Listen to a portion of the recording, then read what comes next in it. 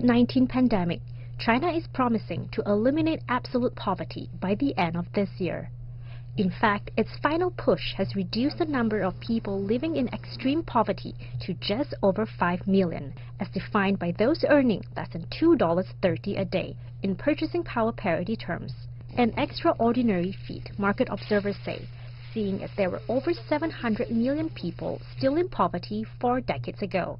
In China, more than 2/3 of the 90% of registered poverty-stricken people have shaken off poverty through migrant employment and household production activities.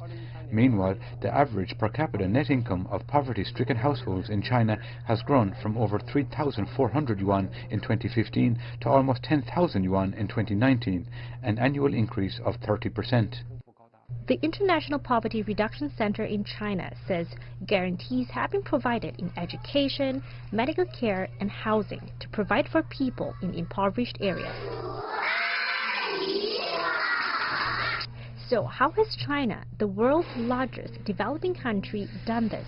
So it's a bottom-up, very targeted approach to poverty reduction that looked at, what is the situation on the ground, household by household, where are the poor, what do they need, what do they lack, what do they need, then devising implementation strategies that at county and household level that looked at what can they sell, how can they make a living, what's the comparative advantage, and then monitor that over time to make sure it remains on track. Chinese President Xi Jinping says eliminating absolute poverty should be the starting point for a new life and struggle.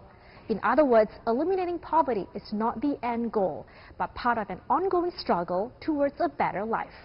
The IPRCC says that after 2020, efforts will need to continue to solve relative poverty.